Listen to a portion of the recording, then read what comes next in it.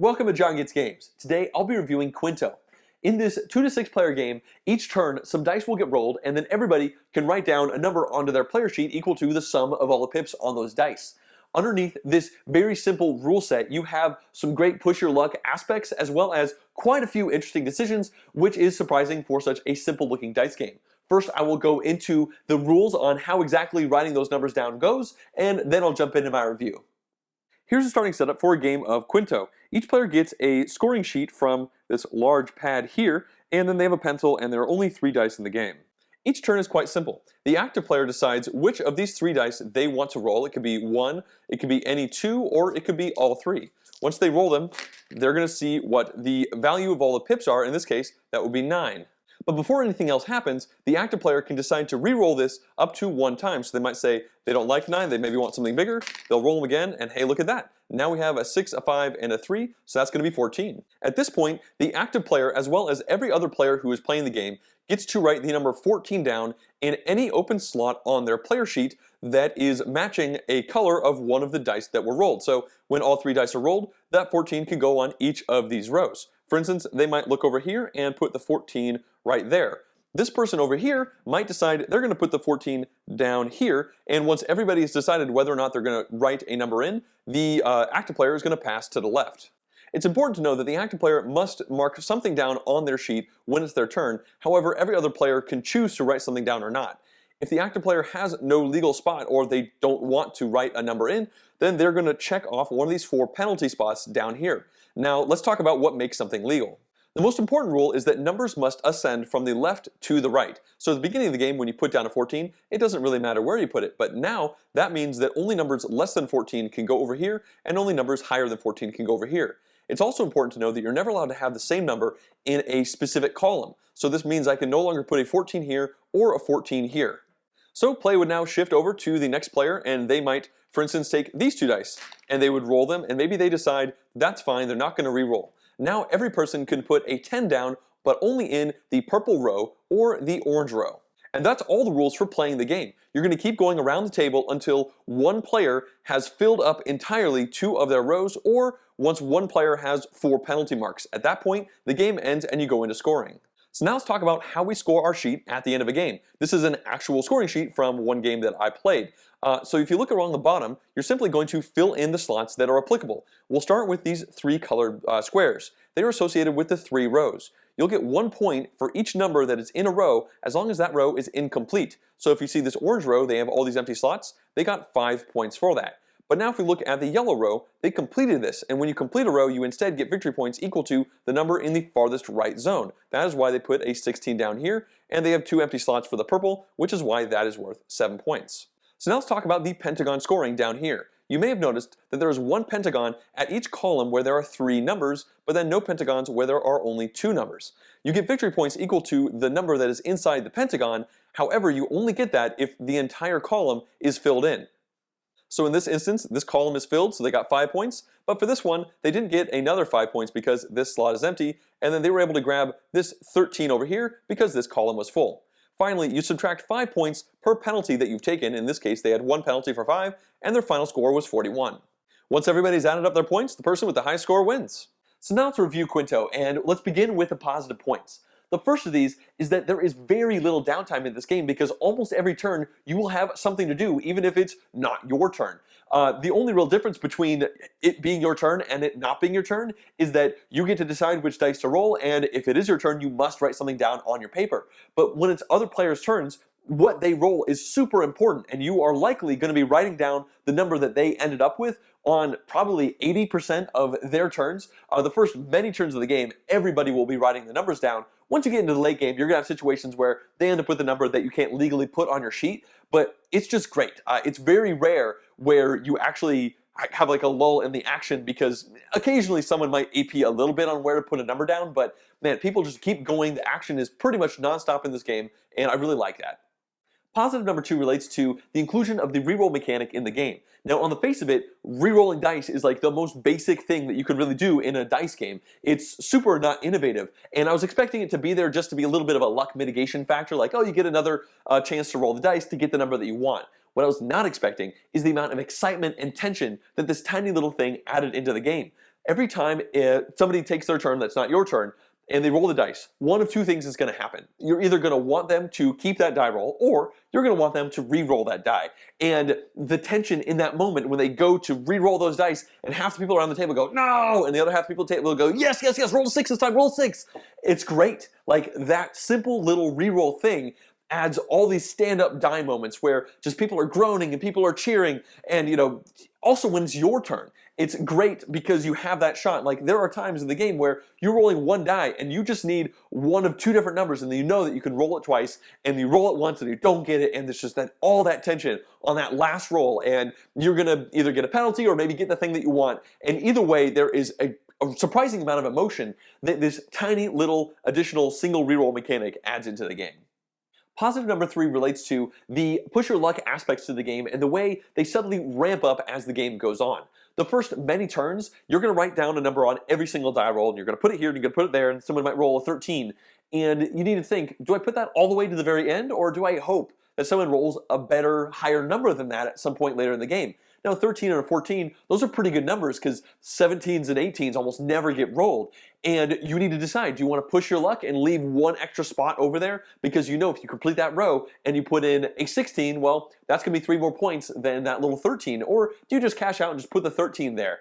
And as you start to fill in your board, it gets more and more tense. The first many turns of the game, usually people just roll 3 dice, but then people start rolling 2 dice. And then near the late game, people start rolling 1 die, and the push your luck is getting really big at this point, because if you roll 1 die and you need to hit like a 2 or a 3, well, odds are not necessarily in your favor, even if you get a reroll. But if you roll 2 dice and you still need a 2 or 3 in one color, but you need a couple other numbers in the other one, you are mitigating that luck to a certain extent, but maybe you just really need that low number, because if you roll 2 dice, it's much less likely to get one of those low numbers, and it's just really wonderful push your luck aspects, not only to where you put those numbers down, but also what dice you roll, and then if you re-roll because you have something that works, but maybe you really want something that is just that much better, and that all comes together really well.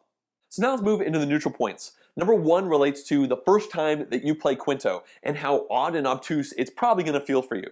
The first time I got it out, I read the rules, I got the pad, I rolled the dice, it was an 11 on all 3 colors, I grabbed my pencil, and I realized I could put that 11 down on any spot on the board. They were all legal because I just started the game. Now, most of the spots on the board are probably bad for that 11, but how bad and how good? And what am I actually doing here? So I end up, putting the 11 down on a spot and then roll the dice again, and it starts to feel a little bit more natural and a little more understandable as the game goes on. And by the time you play your second game, you've totally got it. But every time I've taught the game subsequently, I've looked around the table, and pretty much everybody on that first turn is like, I'm not really sure what to do. And some people just pick something, and other people just kind of think about it a lot, and I try to give advice. So this is just a thing to know, that if the first time you play Qwinto you feel a little odd and off about it, give it another shot, because it's definitely a different experience once you've played a full game.